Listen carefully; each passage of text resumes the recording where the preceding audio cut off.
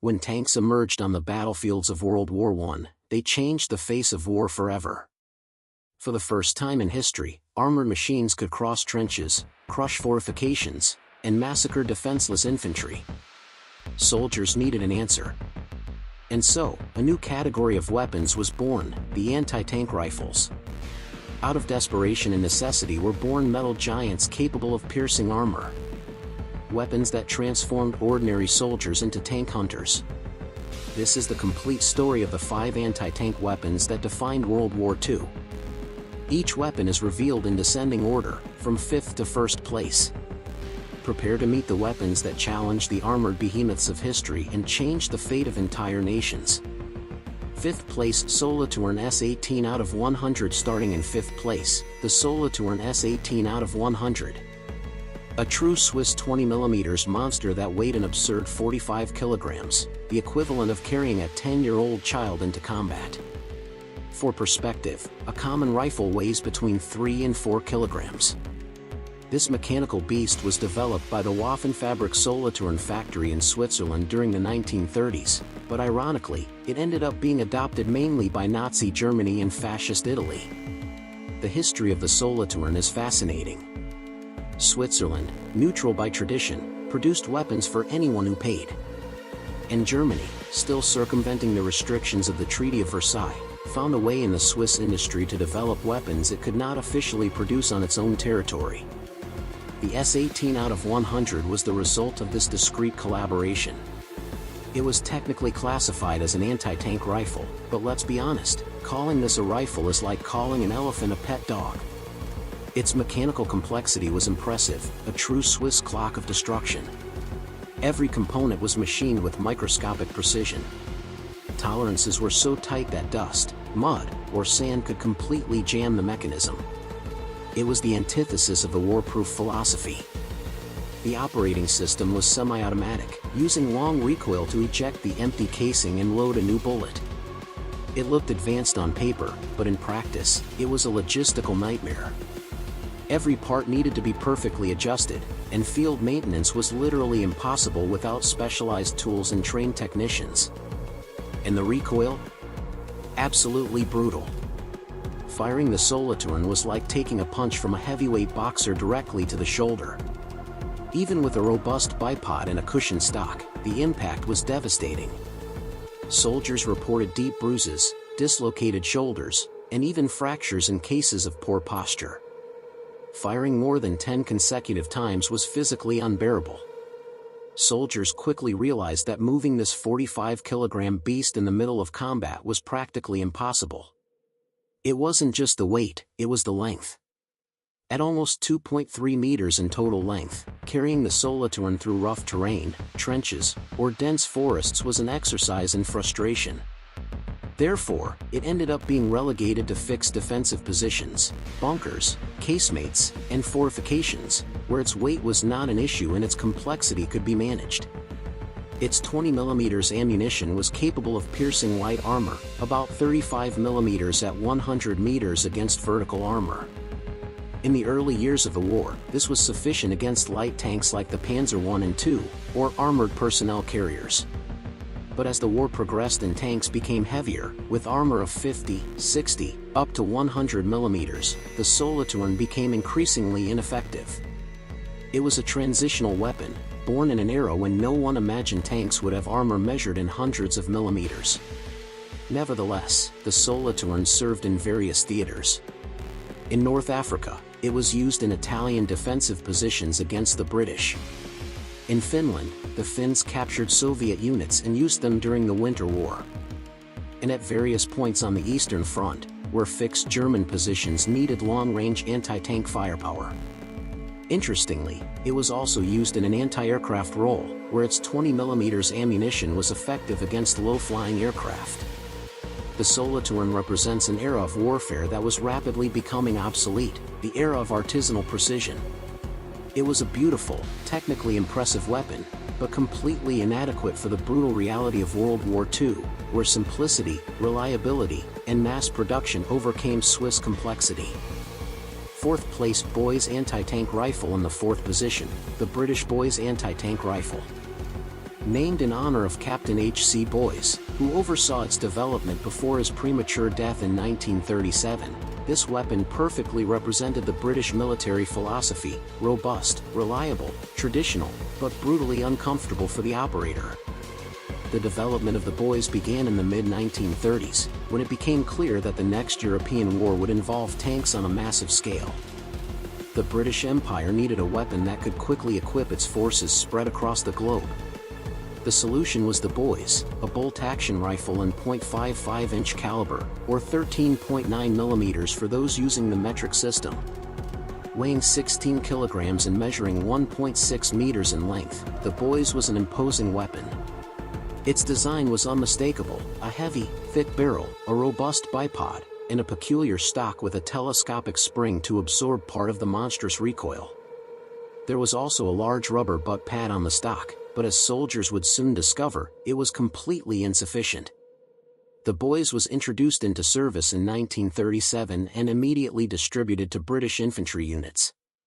Each anti-tank platoon received 2 units, operated by 2-man teams, the shooter and the loader. The theory was simple: when enemy tanks appeared, these teams would provide the first line of defense. And in the early war, from 1939 to 1941, the Boys actually worked well. It could penetrate about 21 mm of armor at 100 meters, or 16 mm at 300 meters. This was enough to deal with the early German Panzers. The Panzer I and II were vulnerable from all angles, and even the Panzer III could be penetrated on the sides and rear. During the French campaign in 1940, the Boys achieved several confirmed kills of German tanks. But there was a gigantic, painful, and traumatic problem: the recoil. British soldiers quickly nicknamed it the White Elephant, or the feared collarbone breaker. And these were not exaggerations or complaints from pampered soldiers. The recoil of the Boys was genuinely dangerous. Firing the .55 Boys ammunition generated recoil comparable to firing 3.303 Lee Enfield rifles simultaneously. Fractured collarbones were common among inexperienced or unlucky shooters. Dislocated shoulders happened regularly. There were documented reports of soldiers losing teeth when the recoil violently snapped their heads back. The weapon was equipped with a thick rubber pad and a special spring-loaded stock, but even so, firing the Boys was a painful and traumatic experience. Experienced shooters developed special techniques: perfect body positioning, controlled breathing, firmly embracing the weapon against the body, but even then, the recoil was brutal. As 1941 arrived, German tanks rapidly evolved. The Panzer IVs received 50 mm frontal armor. The new Panzer III Osf. also had 50 mm. And then came the Tigers and Panthers, with 80 to 100 mm frontal armor. The Boys went from an effective anti-tank weapon to little more than a metallic nuisance. Shooting at the front of an improved Panzer IV with a Boys was simply wasting valuable ammunition and revealing your position. But the story of the Boys doesn't end there. The British Empire was pragmatic. If the Boys could no longer destroy tanks, it would be used for other functions. And surprisingly, it proved extremely effective against lighter targets. Armored personnel carriers, half-tracks, military trucks, light concrete and wood bunkers, machine gun nests, fortified positions. Against all these targets, the Boys was devastating. The rifle served extensively in North Africa under Marshal Montgomery. During the desert campaigns, teams armed with Boys ambushed German and Italian supply convoys. In Malaya and Burma, it was used against the Japanese, whose light tanks like the Type 95 Hago were extremely vulnerable to the Boys. Australian forces in Papua New Guinea used the Boys against Japanese fortified positions with great success. The Boys was also supplied to the Allies through the Lend-Lease program. China received hundreds of units to use against Japanese tanks. The Soviet Union received some units, although the Soviets preferred their own weapons. Even resistance forces in occupied Europe received Boys through airdrops. A fascinating curiosity, in 1942, the British developed a special version of the Boys called the Ironside. It was equipped with a massive silencer and subsonic ammunition for special operations. The SAS used these silenced versions in raids in North Africa, destroying German planes on airfields without alerting nearby guards. Imagine, a silenced anti-tank rifle. Special ammunition was also developed. The standard W Mark I ammunition was steel, but soon came the W Mark II with a tungsten core. These rare and expensive bullets could penetrate up to 42 millimeters of armor, a dramatic increase. But they arrived too late, in too small quantities, and were reserved for specific situations. More than 60,000 units of the boys were produced between 1937 and 1943. It remained in service until the end of the war, not as a primary anti-tank weapon, but as a versatile and powerful tool for the infantry. The boys represents an important lesson. Sometimes, a weapon obsolete for its original purpose can find a second life in other roles. Third place, Panzerbüchse 39, PZB 39. Third place goes to the German Panzerbüchse 39, or PZB 39 for short. This weapon perfectly represents the German philosophy of military engineering: take something good, coldly analyze its flaws, and then create something better, simpler, more efficient, and cheaper to mass produce. The story begins with the Panzerbüchse 38, developed in 1938. It was an effective but overly complex weapon, weighing 16 kilograms and requiring expensive manufacturing processes. German engineers, with the war approaching, quickly realized they couldn't waste precious time and resources manufacturing a handcrafted weapon. The solution was brutal in its simplicity: completely redesign it. The PZB 39 that emerged in 1939 was revolutionary. It weighed only 12.4 kilograms, a reduction of almost 4 kilograms. How did they achieve this? By aggressively simplifying.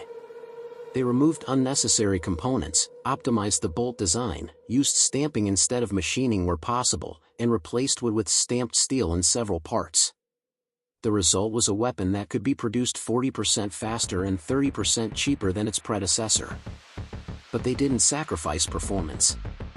The PZB 39 fired the powerful 7.92 by 94 mm Patronin ammunition, essentially a hunting rifle bullet inflated with military steroids. It wasn't the largest anti-tank ammunition of the time, but it was perfectly adequate. The muzzle velocity of the projectile was impressive, about 1,210 meters per second. With this speed and a 14.5-gram tungsten bullet, the PZB 39 could penetrate 30 millimeters of armor at 100 meters, or 25 millimeters at 300 meters. For 1939 to 1940, at the beginning of the Blitzkrieg, this was devastating. Polish tanks like the 7TP had only 17 millimeters of frontal armor. The PZB 39 went through them like paper. French light tanks like the Renault R35 had 40 millimeters, but their sides were vulnerable. Even the feared French Char B1, with its heavy frontal armor, could be threatened from the side. The PZB 39's design was ingeniously practical. It was a single-shot, manually operated bolt-action weapon. You opened the bolt, inserted a bullet, closed, fired, opened again. Simple. There were no complex semi-automatic systems to fail. The bipod was foldable and robust. The sight was basic but effective up to 400 meters. The stock had a rubber pad for the recoil, which, although strong, was manageable. But then came 1941. Operation Barbarossa. On June 22, millions of German soldiers crossed the Soviet border. And in the first weeks, they encountered something that would change the entire war: the T-34. The Soviet T-34 was revolutionary. Its 45 mm frontal armor was sloped at 60 degrees, which effectively made it equivalent to 90 mm of vertical armor. The PZB 39 simply ricocheted. Desperate German soldiers repeatedly shot at the T-34s, watching their expensive bullets bounce off uselessly. It was frustrating and terrifying. The same happened against the heavy KV-1 and KV-2 monsters, with armor ranging from 75 to 90 millimeters. And on the Western Front, the British Matilda II tanks had 78 millimeters of frontal armor, and the Churchill reached 102 millimeters. The PZB-39 had become obsolete in less than 2 years of service. But the Wehrmacht was adaptable. New tactics were quickly developed. PZB-39 teams were instructed never to shoot frontally at medium or heavy tanks. It was tactical suicide. Instead, they focused on side and rear ambushes. The side of AT-34 had 45 mm, but without a slope, pierceable at short range. The rear had only 40 mm, vulnerable. Specific tactics emerged, hiding in urban ruins, letting the tank pass, then shooting at the rear where the engine was located. Aiming at the tracks to immobilize, forcing the crew to abandon or call for reinforcements. Hitting the viewports and periscopes to blind the crew. The goal wasn't to destroy the tank, it was to take it out of the fight in any way possible. The PZB-39 was also successfully redirected to other targets. Light armored vehicles were easily destroyed. Half-tracks were pierced effortlessly. Military trucks were disintegrated. Light concrete bunkers and fortifications were penetrated. Machine gun nests were eliminated from safe distances. Against these targets, the PZB-39 was extremely effective. An interesting tactic developed by the Germans was to use two-shooter PZB-39 teams working together, one aimed at the tank's tracks to immobilize it, while the other simultaneously tried to hit viewports and periscopes to blind the crew. Then, with the tank immobilized and blind, other heavier anti-tank weapons or Panzerfausts could finish the job. More than 39,000 units were produced between 1939 and 1941, when it was finally discontinued in favor of the more effective Panzerfaust. But its legendary mechanical reliability kept it in service until the end of the war in May 1945. Especially on the Eastern Front and North Africa, where vulnerable targets still existed, the PZB-39 remained a useful tool. Curiously, the PZB-39 influenced designs in other countries. The Soviets captured thousands and studied its design. Some historians believe that characteristics of the PZB-39 influenced the development of the Soviet PTRD-41. Even the British studied captured units, seeking improvements for their own boys. The Panzerbüchse 39 represents German pragmatism at its core. When it no longer works, adapt. When it's obsolete, find new uses. When it's surpassed, improve the tactic. It was a transitional weapon, but a well-executed transition. Second place, PTRD-41 runner-up, the Soviet PTRD-41. This is an epic story of absolute desperation turned into pure genius through unwavering determination. To understand the PTRD, we need to understand the moment of its birth. June 22, 1941, 3:15 a.m. Along 2,900 kilometers of border, from the Baltic Sea to the Black Sea, the largest invasion in human history begins. Operation Barbarossa. More than 3 million German soldiers, supported by 3,600 tanks and 2,700 aircraft, cross into Soviet territory. Soviet border defenses are crushed in hours. In days, hundreds of thousands of Soviet soldiers are encircled. In weeks, millions are prisoners or dead.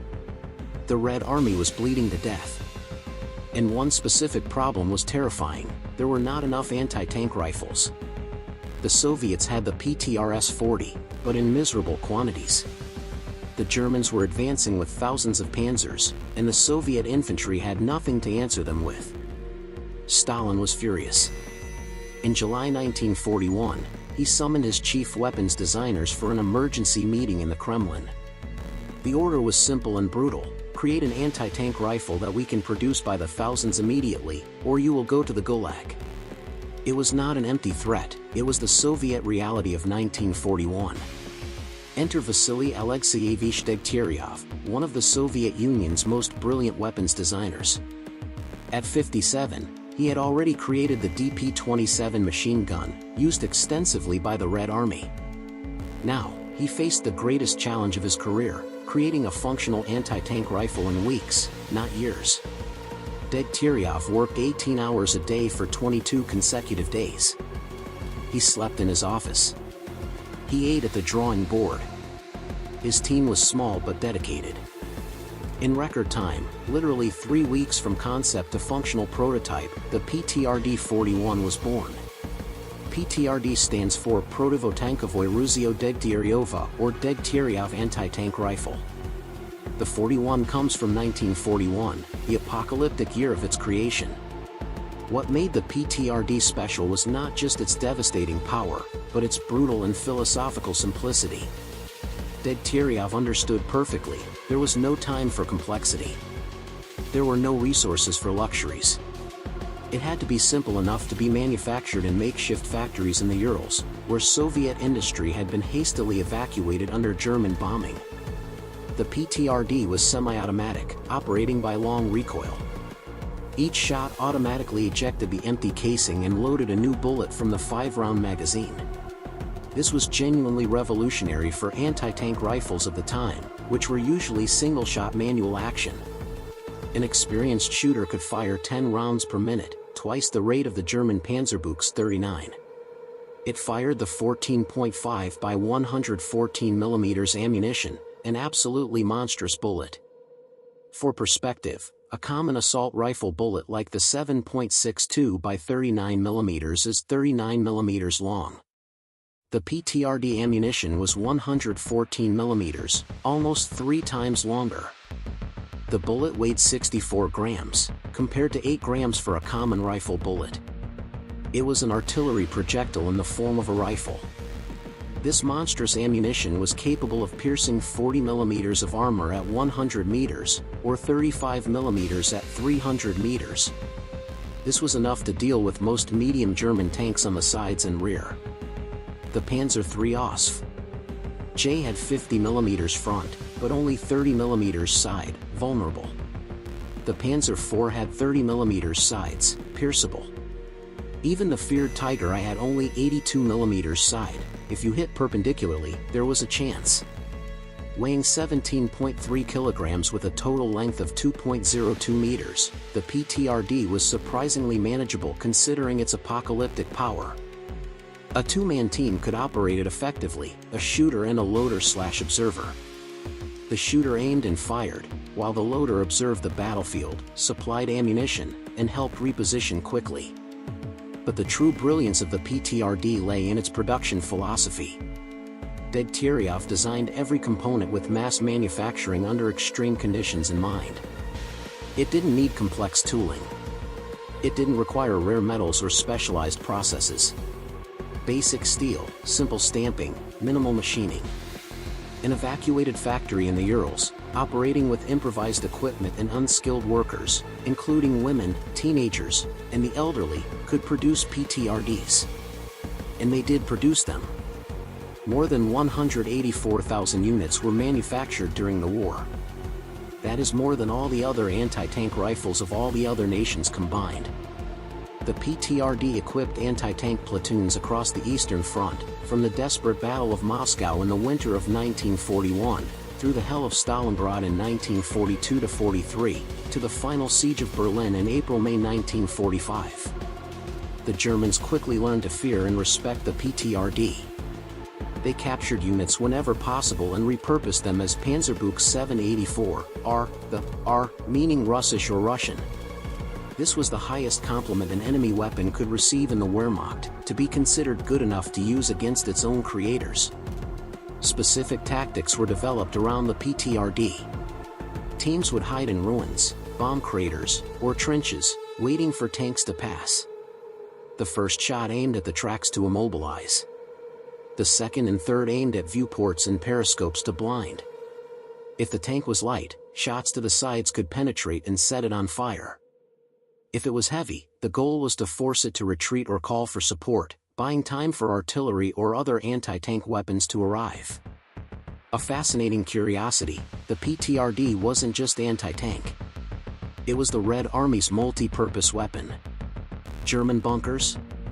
The PTRD pierced light concrete. Machine gun nests in buildings? A 14.5 mm bullet went through brick walls. Armored vehicles? Easily destroyed. Stuka planes making bombing dives?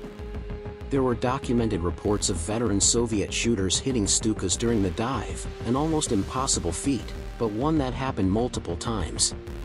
The PTRD served far beyond World War II. In the Korean War of 1950-53, North Korean and Chinese soldiers used PTRDs against American and South Korean tanks. They weren't very effective against improved Shermans and Pershings, but they caused damage and fear. In the Vietnam War, the Viet Cong occasionally used old PTRDs against American helicopters and armored vehicles.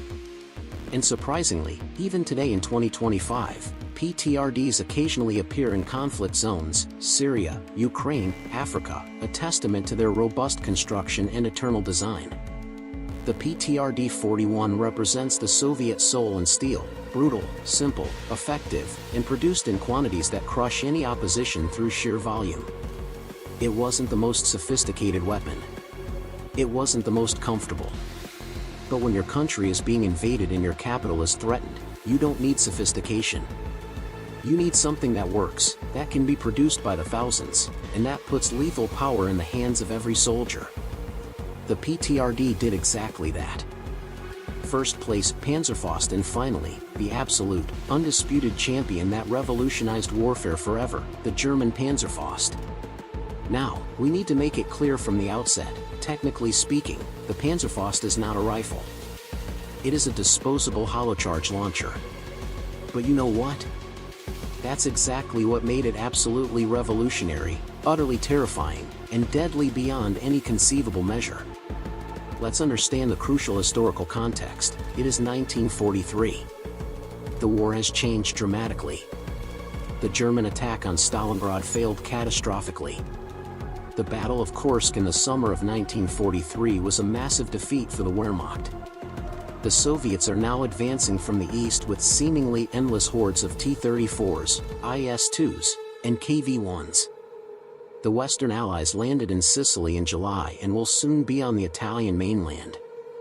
And in 1944, they will come through France with armies of Shermans, Churchills, and Cromwells.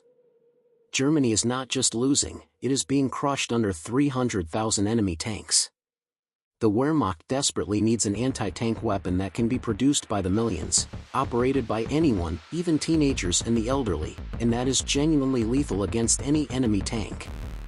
Traditional anti-tank guns like the Pak-40 are effective but expensive, heavy, and require trained teams. Anti-tank rifles are obsolete. Panzerschrecks are good but complex and expensive. Something radical is needed. Enter the Panzerfaust, literally armored fist in German. The genius was in the deadly and philosophical simplicity. It consisted of only three main components: a disposable stamped steel tube, a hollow charge warhead with stabilizers, and a black powder propellant charge. It had no complex moving parts. It required no maintenance. It had no sophisticated sighting system, just the basic iron sight. You aimed, pressed the trigger, fired, discarded. Simple as throwing a rock. But don't be fooled by the deceptive simplicity. The hollow charge warhead was devastating. Based on the Monroe-Newman effect discovered decades earlier, it concentrated the explosion into a superplastic jet of molten metal moving at over 8,000 meters per second. This jet pierced armor through pure kinetic energy, not through brute force. The result? The Panzerfaust could penetrate up to 200 millimeters of armor, enough to destroy literally any Allied tank of World War II. This included the heavy Soviet IS-2s with 120 millimeters of frontal armor. It included the British Churchills with 152 millimeters. It even included the German King Tigers themselves with 185 millimeters if necessary. Nothing was safe. A soldier hidden in a window with a 3 Reichsmark Panzerfaust was as dangerous as a 70,000 Reichsmark anti-tank cannon. Several evolutionary versions existed. The Panzerfaust 30 Klein had an effective range of only 30 meters, essentially grenade throwing distance. The Panzerfaust 60